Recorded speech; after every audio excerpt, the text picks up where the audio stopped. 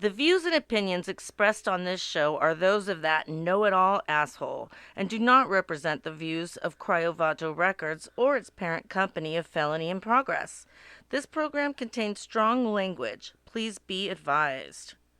Get your hands off me, you sick idiot. You know what? Fuck you guys. I quit.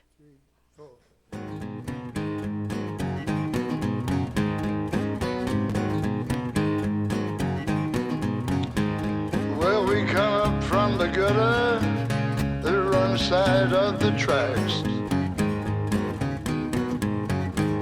Yeah, we come up from the gutter, the wrong side of the tracks.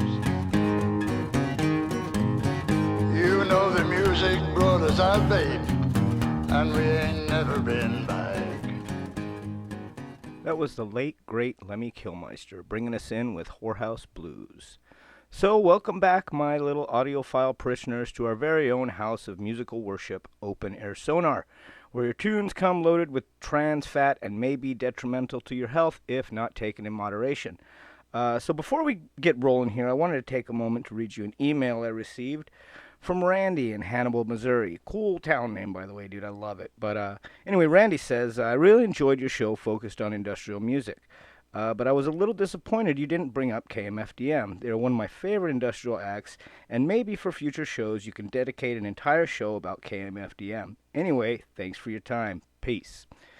Okay, Randy, let's address your first question. I too am a big fan of KMFDM and followed them from like their inception. But I refer to them as like an Alcatraz band. They've been tore down and rebuilt so many times that hardly any of the original lineup is there anymore. But I get it. Alcatraz is still an island. As far as a dedicated show, that is possible. They've made a ton of records, so definitely an option for our staff here at Open Air Sonar to investigate that. Okay, Randy? Okay. So send me an email at cryovato@gmail.com. A reply is guaranteed. Hey, and it looks like we also need a new production assistant, so if you want to apply for a job here at Open Air Sonar, send me your resume. So on with today's show. Okay, kiddies, let's talk metal, okay, today. I know there's a lot out there, but it's what I'm going to do is I'm going to take you on a journey through my personal trip through metal. And see if, today let's get into the nitty-gritty. So we're going to go deep, hard, and fast. For some of you out there, get your minds out of the Pornhub and back into your brains, okay? My first pick is the title track from the 1970 release Black Sabbath. This track is considered by many to be the first example of doom metal, with the super toned-down guitars and, long, drawn-out riffs. So stick around and we will poke it with a stick. This is Black Sabbath with their title track Black Sabbath, and you're listening to Open Air Sonar.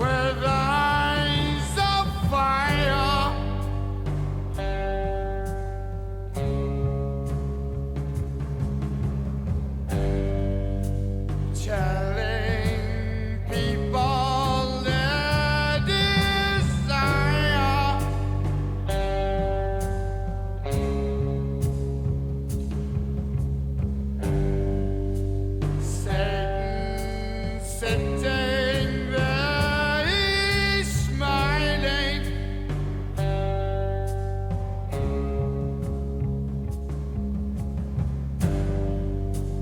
Watches those flames get higher and higher. Oh no, no, please God help me.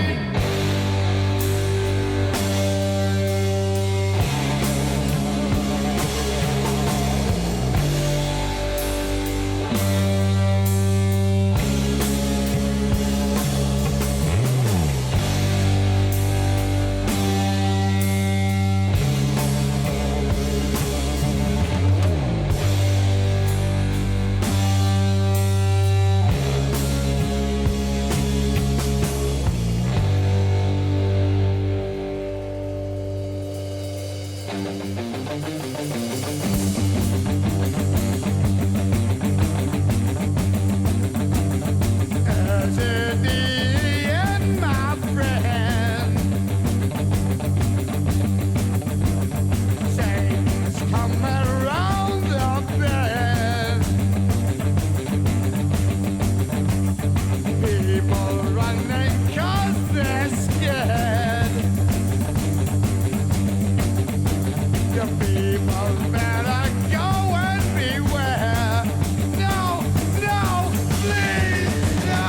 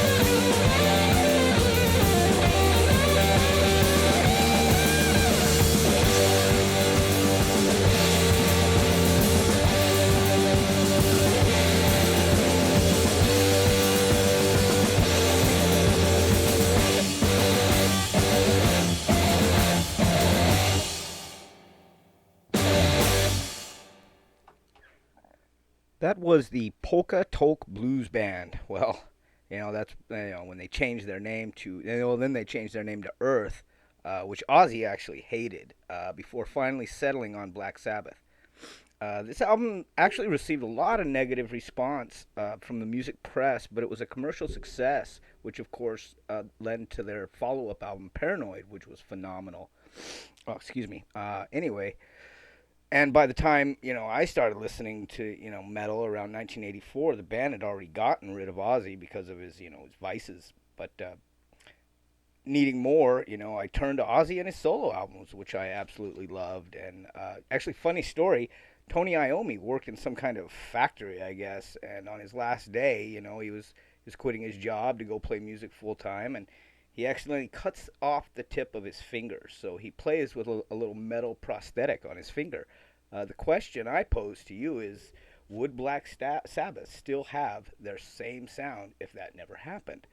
Nobody knows unless Rick and Morty show up at your house, and maybe they'll take you on a trip. Give me money there, William Street, for doing you a little Rick and Morty plug. But moving forward, so these boys from Germany have been playing music together since 1965 and were considered more or less hard rock.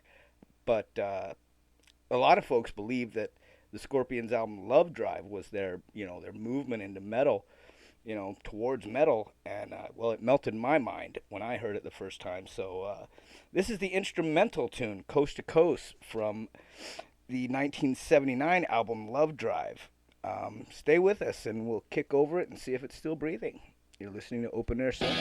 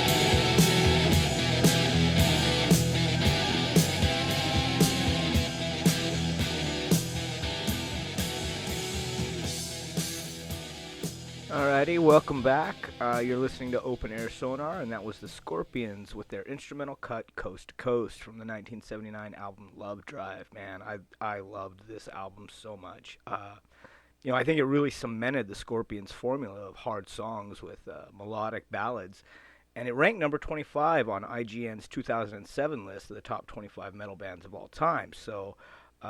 The album cover itself would go on to cause controversy in the United States upon release. The original press had a man, with a woman in the back of a car, like a limousine or something, and the man's hand was on the woman's breast, and as he was pulling away, it was like sticking like gum. It was really cool. I have a press, but in a 2010 interview, frontman Klaus Meine said, "We didn't know it would be a problem in the U.S. Women flash us all the time on tour." Yeah, well, I guess even back in 1980 and 79, we were still prudes of the world. But anyway, moving on down the line. So, as with any decent intro into descent into metal, you got to go harder, faster, and louder. And what fell in my lap was an album from four guys from L.A. "Too Fast for Love" by Motley Crue. It melted my brain, dude. It really did. I loved it. I was floored by Livewire. From then on I was hooked. And so without further ado, here is Livewire from the 1981 release of "Too Fast for Love" from Motley Crue. This is Open Air Sonar.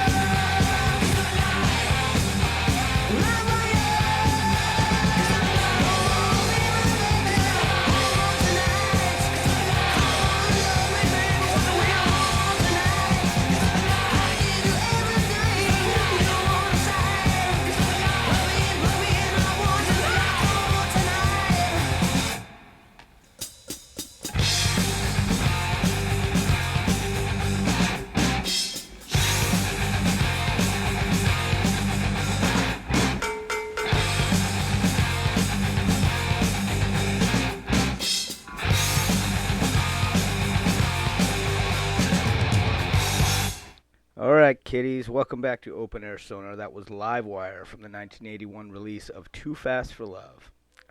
This song is one that made me just fall in love with Motley Crue, man. And plus the video that that went with it with Nikki Sixx, and he's on stage and his legs are ablaze, man, that was fucking cool shit. The first edition pressing of the original Too Fast for Love was only limited to 900 copies. They were still with a pretty small label at the time, Leather Records, but the original had white lettering on it. Then they switched to Elektra Records, and the rest is history. But out of the 900 original copies pressed under Leather Records, only about 3 are known to exist, which means they could run into the tens of thousands of dollars depending on condition. But I still loved everything they did. But I've got to see them live multiple times, and in the end, I think their vices caught up, and they ran out of gas. Just like any other band that just takes it to the excess. But I still love them. I still love them today. But thanks for the fun, boys. Anyway, I still craved more. Almost like a drug. Then one, faithful Saturday night, I'm watching Headbangers Ball, all home by myself. Got a giant jug of that, nasty-ass Carlo Rossi, some nasty-ass dank brown weed, and a Little Caesar's Pizza, man. And that was like my Saturday when I was younger. But anyway, a song came on when I was watching, and it hit my brain like a bolt of lightning. And that is when I met Eddie Maiden. Who were these madmen from England? Anyway, I needed to know more. So what we're going to do is I'm going to play you The Trooper from the 1983 release of Peace of Mind. So stick with me, and we'll dig up the bloody, the bloated corpse of Ed Maiden. And this is The Trooper on Open Air Sonar.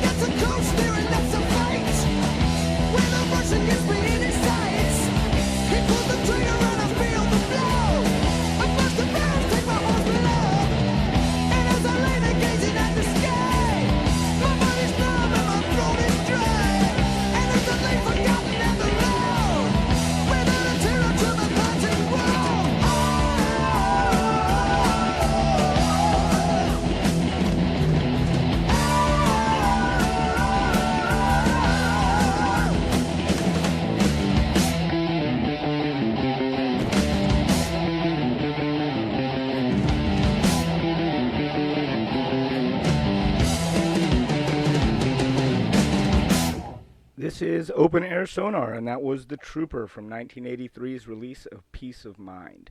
You know, this was the first album to really feature Nico McBrain, who had just left the band Trust to join Iron Maiden. Oh, excuse me. Oh, my God. Anyway, The Trooper was, actually written by founding member Steve Harris, and he took inspiration from the tune, for the Charge of the Light Brigade at the Battle of Balaclava in 1854, which took place during the Crimean War. And also a poem by Lord Tennyson of the same name.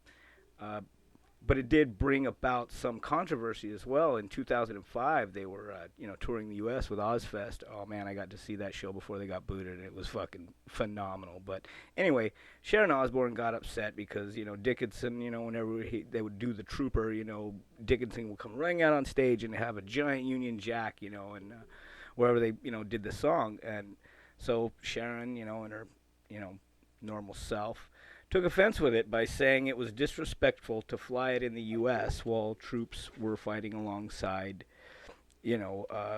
troops, British troops in Afghanistan at the time. But anyway, they got kicked off the show, and by that uptight broad, but it happens. But I still love everything they've ever made. Everything they've always done has just been absolutely phenomenal. So thank you, Eddie, and hope to see you guys in the future. Right now, I think it is time for us to take a little break. I'm going to go and get a cherry Coke and have a smoke and take a toke. Look at, I'm a rhymer. Anyway, so by all means, stick around for the ads, and we'll be back. This is Open Air Sonar.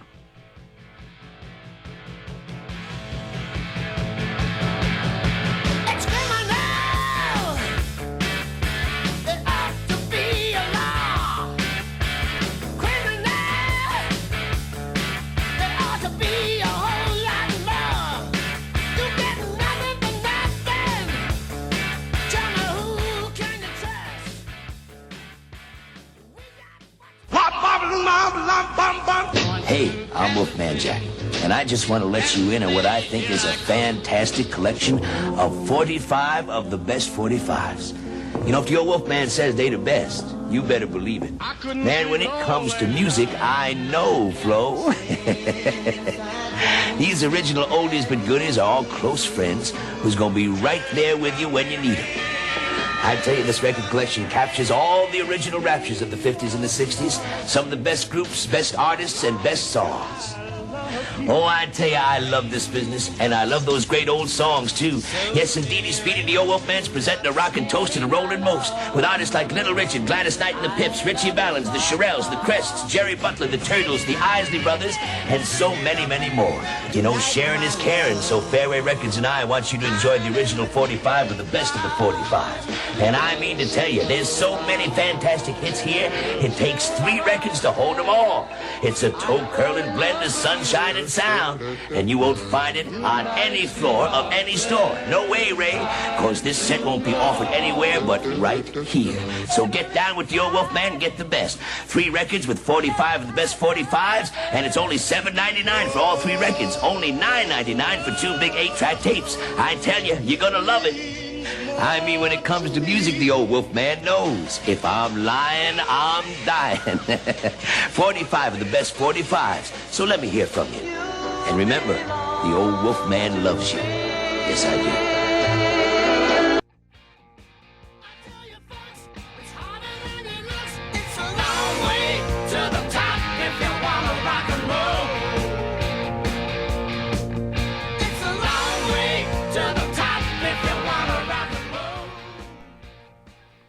Dave Mustaine once said, pop and metal are not friends. Each knows exactly where the other lives and tries to keep its distance.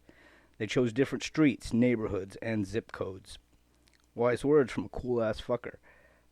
And I think the message got blurred with our next band. And, don't get me wrong, I've been a huge fan since their inception. I just feel that they took the wrong turn somewhere, and I think it started with an album called Saint Anger. I always felt that metal spoke to me in ways that no other music could. It seemed to know exactly what to say at the right time. Metallica always seemed to deliver, especially their early albums. In my younger years, we were always the outsiders with our, black jeans, white high tops, metal up your ass t-shirt and the Levi cut. Anyway, here's Disposable Heroes from the 1986 release, Master of Puppets from Metallica. Stick around, got a lot to say. This is Open Air Sonar.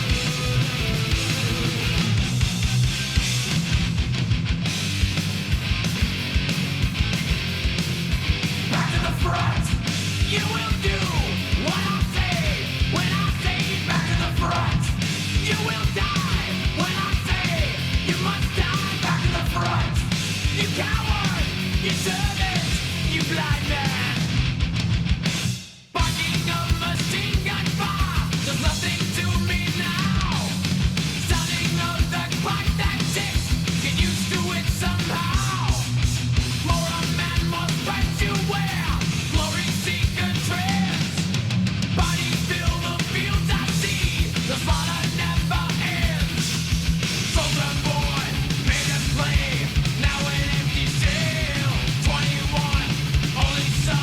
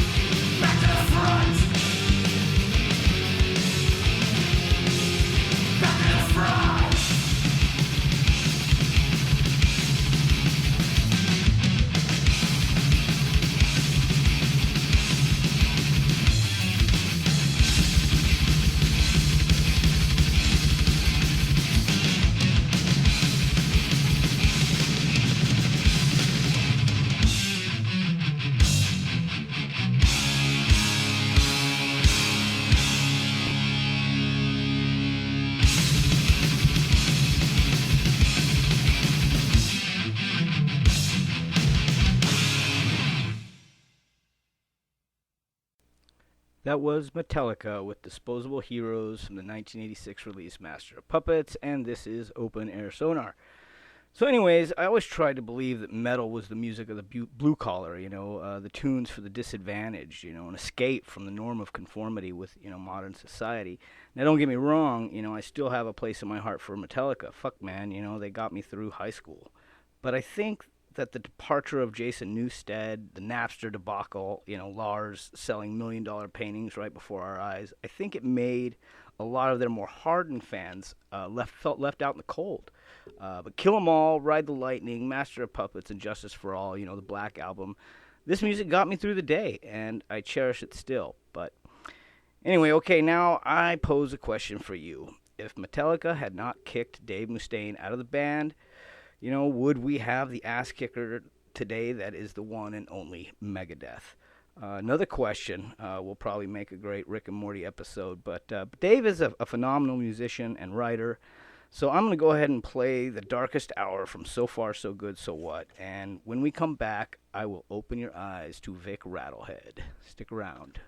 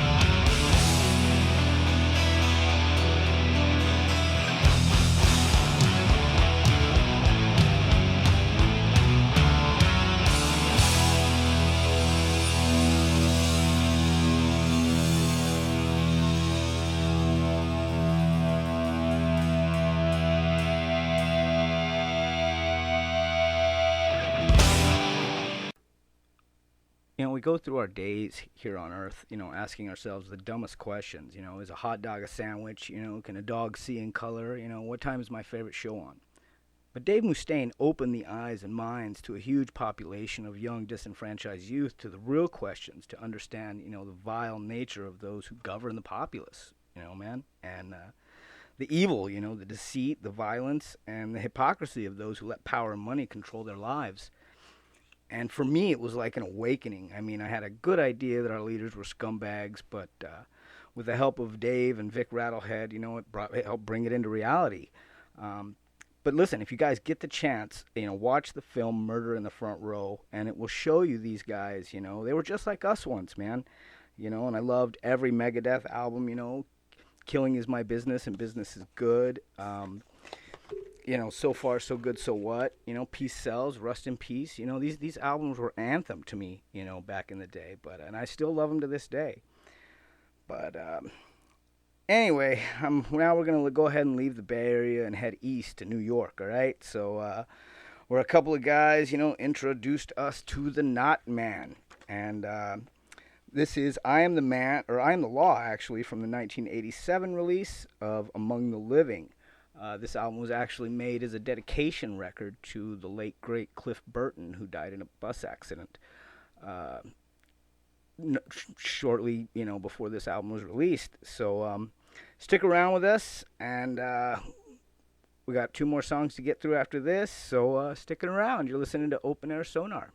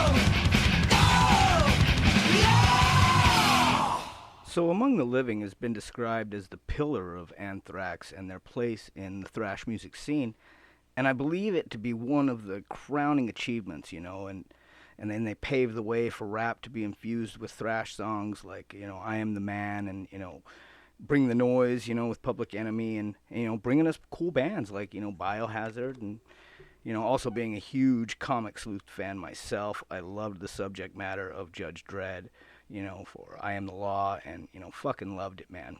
So, anyway, we're going to move on to our next song here. God, I just don't know what to say about these guys, man, but I do have a lot to say when we come back after this bad boy. So please stick around with me. This is Slayer, Raining Blood on Open Air Sonar.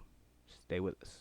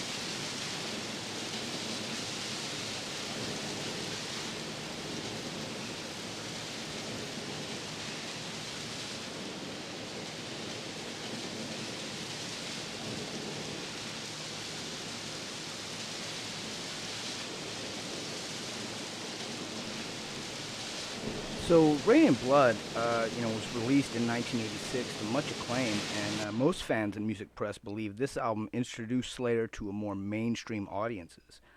But the music and the record covers alone caused serious controversy. The Evangelicals needed a bad guy, but really, in the end, they were only fighting themselves.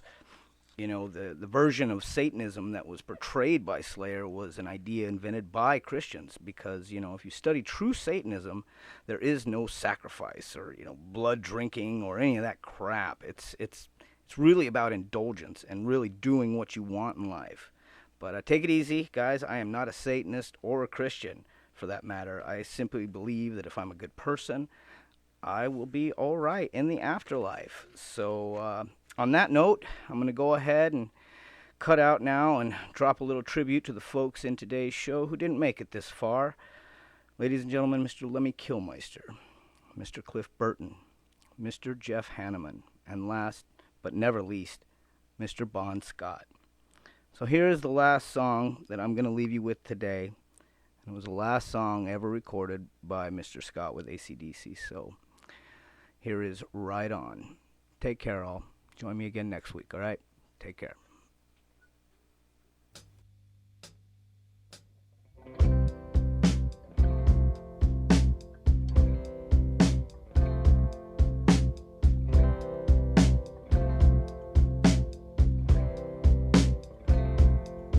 It's another lonely evening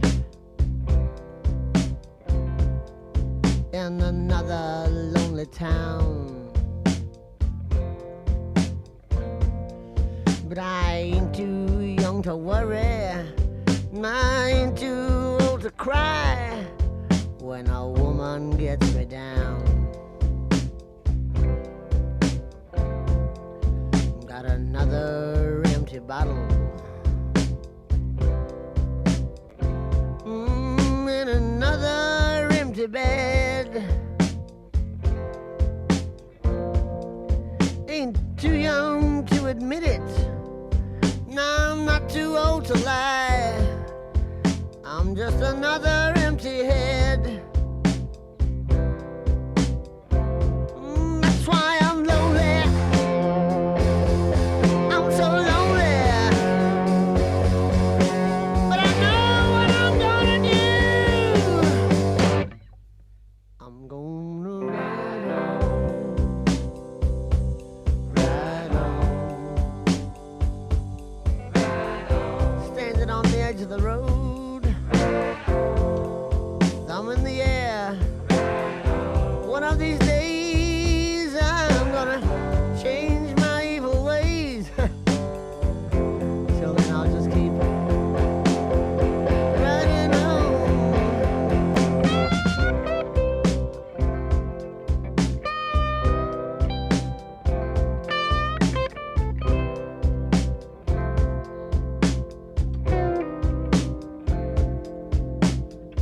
Broke another promise. Now I broke another heart. But I ain't too young to realize that I ain't too old to try to get back to the start. And it's another red light nightmare. Oh, another red light street. And I ain't too old to hurry, 'cause I ain't too old to die. But I sure am hard to beat.